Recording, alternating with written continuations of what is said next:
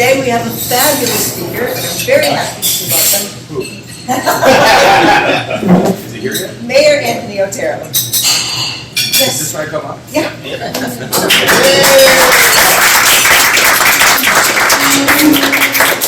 Thank you very much for having me today, Tammy.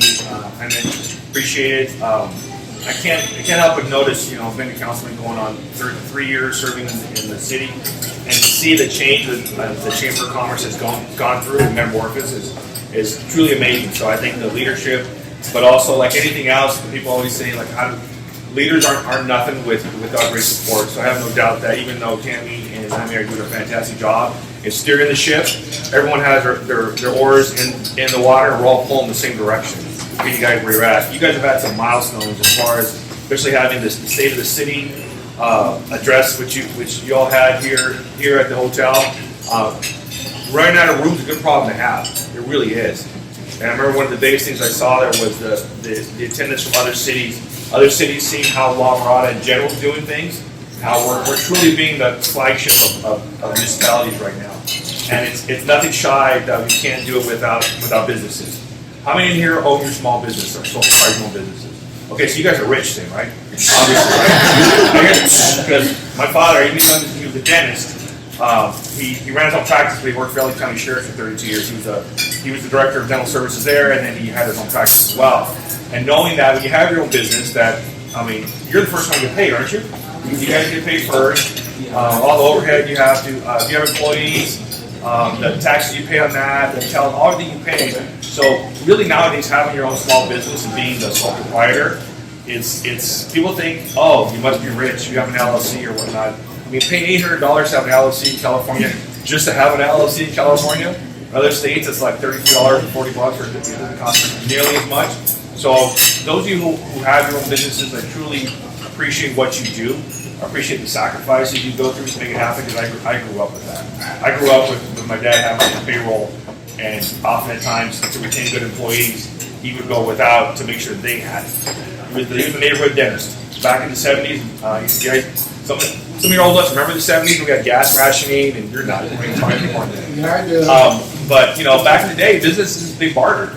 I remember I went to St. Marianne's Church in Peak Rivera, and there were kids walking around with braces.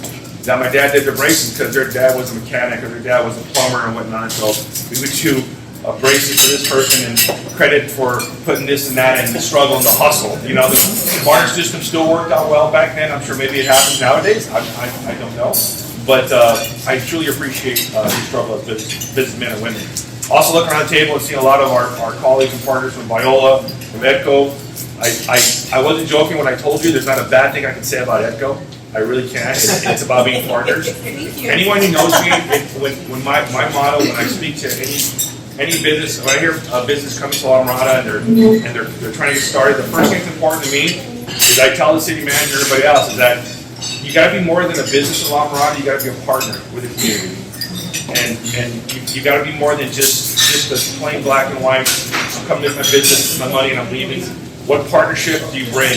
What value do you bring? And I see everyone here at the table does bring us a lot of that. Looking around, I see we're at a trophy shop. Well, we're going to need you pretty soon, so I'll be coming to you.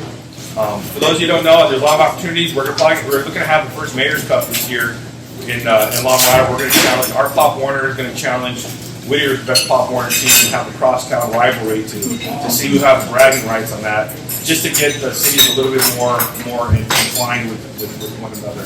But I've seen a lot of you around. Some of you I haven't seen. Some of you I'm going to see pretty well when I make my visit to Viola and have lunch with them over there across the street.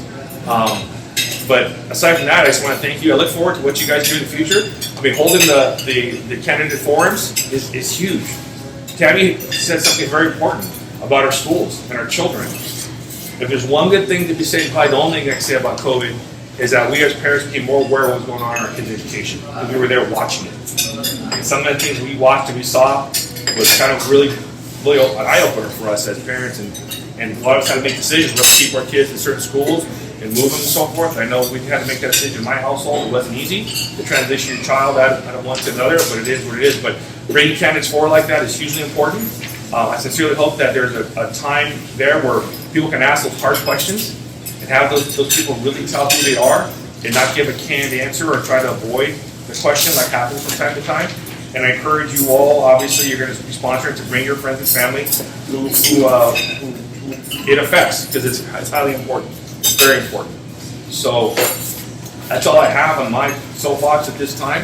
If there's any questions anyone has, I mean, get your chance to ask the cop anything. Ask him whatever you want to ask. Ask him anything. Something I want to address one thing. A lot of people get the keyboard warriors and they'll launch stuff on the internet and they'll hide behind the keyboard and whatnot. There was some, we're getting a camera system installed at Creek Park. We're going to start rolling these out. And someone asked, can the city really afford $80,000 for a system? My answer is yes, because it's a 5-year contract for $80,000. So, and that includes the whole kit and caboodle on that. And those of you who don't know, I mean, for public safety, and myself, it's near and dear to me. It's been a vocation for me for well over a quarter century, going on 27 years of doing it. Is that for public safety, it's something you have to get in front of. You can't be reactionary to it. So the more proactive that we can be as a community, I think the better it is going to be. You have people say, the cameras, they're not going to stop crime. You're absolutely right. The camera's not going to stop someone doing what they want or they feel like doing. But the investigative process after that, I've seen it firsthand as a detective CO, where we've gotten cameras, we've gotten plates, we've gotten facial recognition to run through databases and to solve crimes, get crimes going. They do help out tremendously. So I just want to address that. Someone put a shot across the bow, and if anyone wants to take that back to whoever puts that on there, I'd be more than happy to have that debate as well. But I just wanted to address, get that out. But any questions for me? Anyone?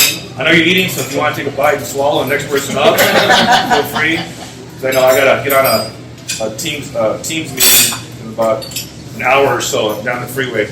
Gotta get on that for work. But anyone? Bueller? See, Michael doesn't get it. What movie is that? Oh my God, yeah. See, your parents raised you right. Saw the classics coming up. Good. Question, there was a question. Yeah. Mayor, thank you. Let me not put my back on the Jackie Dunda, active member of our community. I would be one probably not to push back on the cameras, but where else can we invest? If we include, if I can talk, we have some bakers, to include our portfolio of public safety could include some of the nonprofits, some of the interventions, third step ministry, we have helpline, youth counseling, we have straight talk, and all those are they're always asking for more funding, and so we get a little jealous of the camera. $80,000, $110,000, $105,000. Where do you think we could maybe spread the wealth and include in public safety that portfolio of nonprofits that want to intervene, go to rehab, those kind of things? Well, the public safety itself, you're right, it's a shared responsibility. It can't be put on men and women in uniform because, like, I remember when Chief Bradley was saying, I fully subscribe to this, that you cannot and will not arrest your way out of a situation. That will not happen. And that's where the partnerships with private sector comes into play. Now, a majority of that, in my opinion, comes into the prevention side and our youth. Because right now, if you look on TV, your preponderance of individuals who are committing our crimes, our waves, our takeovers, everything is our youth. And those are the individuals who I feel need to have more direction, more opportunity, more voice, and more purpose. Because you get a youth, you get a generation of youth that feel that their purpose is non-existent or not important and whatnot.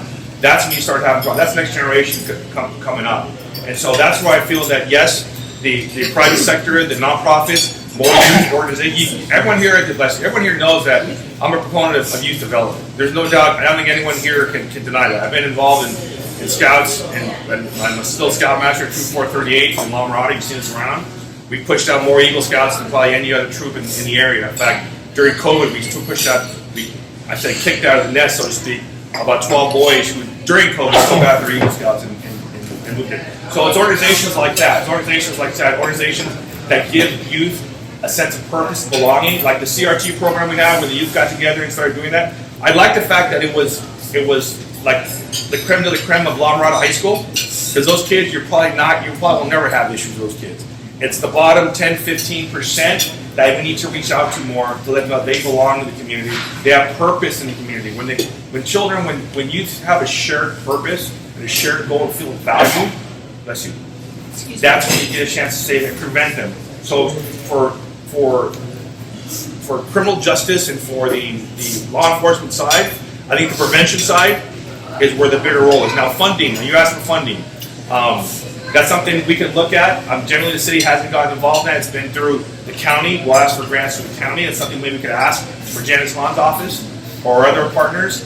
We just had a meeting with Congresswoman Sanchez, and she's having things out that she appropriates, but it has to go through the Senate still and get funded. Now, Jack, that is funding for that, as you know, works on a budget cycle and has to be thought of 18, 12, 24 months down the line to get that, to know where we're going to put it. So the partnership is there. You have my commitment to youth programming, to youth development to prevent that. Absolutely. As far as rehab and a bunch of other things of that nature, that's already funded and directed to the county. Now, the county's going through their thing, and I do think it is needed. When you come down, there's two coins to incarceration. At one point, I remember when I was younger, had a smaller waistband and more hair, there was a thing called diversion court, where people who had narcotics problems would get arrested, and as opposed to doing time in county, they go to a diversion program. How do I know it worked? I had two family members that it worked for me. Okay, they got hooked up and they got put in diversion, and now they're doing very successful. One's a mother married with 2 kids. The other one is a counselor for people with substance abuse. So it does work. So to think that the ugly head of incarceration is just to stockpile people is not true. There are plenty of programs in there to turn their lives around. I've seen it. So, 2 seconds. Did I shed some light? Does the county and the state or the federal government, did they provide the funding for the cameras? Yes, they provide it. Those are earmarked for that. We definitely go to Janice Hahn's office and say, hey, we want to see more program funding for what you have that we can partner with, because they have things already there. We probably have just to be aware and latch onto them and say, we would like to offer that here in La Mirada. Any questions? Any other questions? Yeah, how can churches participate Participate in what manner? No. in, like, helping kids get off their, Get away from their video games and come in. not only that, but get their mind straight so they don't commit the crime? Well, like I said earlier, like the churches, I mean, we have quite a few houses of worship here in La Mirada. It's through your networking in your own community. Like there's a Latter-day Saints church that has a scout troop out there, and they do a 4th of July ceremony, flag raising every year. You look at that community, it starts myopic. The community starts small and they spread. Once parents see that there is a place for their kids to go, to either just to engage, to build social skills and so forth, they will come. I mean, but again, the churches have a problem with funding. How do they do that? They get resourceful. Even offering a place or even opportunities for kids to feel like they're accomplished. If they go to La Mirada High School, the problem with us getting away from vocations as well, there's a book called, I think it's called Boy Crisis. I'm partial to that because my son goes to an all-boys school, deal with scouts, and how do you develop young men to be young men? How do you develop them to be productive members of society? And it touches on a lot of really interesting points that it's so obvious we don't see it. So I say for church to get more involved in that and whatnot is reach out to your community. Within the community of your church and your parishioners, you do have youth in there that could be brought in. Absolutely. Next question. Anybody else? That's me. Ever want to ask? Okay, I have one question. Yes. La Mirada is supposed to build 1,800 units of housing as demanded by the state of California. Next month, we're going to have candidate Mayor Blanca from Downey, who's running for state assembly. Perhaps, and again, I don't know what city staff and city council might have been discussing, but is there anything the city council or staff recommended in terms of getting that number reduced so that we're not burdened with 1,800 units like many other cities? Literally, we don't have any land to build. You are correct. We're not like Lancaster and Palmdale. We have acres of desert that we can just start slamming houses on. And the property that's owned is private property. And getting to a point where we're going to take the property to build on, eminent domain. We're not there yet. The city has hired we do have a consultant that's drawing up formulas, if you will, and sending them back to the state. I know the state gets very picky on these things, and they push back. But one thing that was brought up with Congresswoman Sanchez's office, and mind you, this meeting was held with everyone on her domain, if you will, all these cities, and we asked this one important question. So he wants to build all these houses, all this housing. Mind you, she's fed all this, the state thing. We're asking maybe she can kind of put some influence, say, hey, okay, we have a water shortage, we're having an energy crisis, we're having all this stuff going on, and so isn't that more of a demand on what we're telling people to conserve and draw back on, but yet we're pushing to put more people in these densely populated areas, put the stress on the infrastructure that hasn't been built out yet. She said, that's a very good point. She goes, I wish California would pay attention to that, and that's why we're talking to you about it. Maybe you could shed some light onto Mr. Newsom up there, and maybe you can pull back. But you have seen that, even though it's Sacramento, and I don't know what crowd I'm speaking to, but I'll let you know where I'm coming from. Even though Sacramento gets on they like living in La La Land, and like the policies out there that aren't sustainable, they don't think what their policy will cost to infrastructure or to business persons like yourself. As far as even he withdrew to shutting down the Diablo power plant. Multiple reasons. One, because he knows that what the idea they want is not sustainable. We don't have an infrastructure to actually support the economy we have here in California. And two, that power source it powers where he lives, so it's kind of convenient where his state's not living. and where his vineyard's at, and where his business is at. It's kind of funny how that works. But so we are pushing back would be a more brute way of saying it, but we are challenging their push back because too many government officials don't know La Mirada, so they assume too many things. And thanks to our council and our mayor, they are informing these elected officials as to what we can and cannot do. And many of them are going like, "Oh, we did not know." So I thank the leadership of the mayor and the city council. And are there any other questions? Anybody? Rich, are you sure? I see, you're chomping at the bit. No. Okay.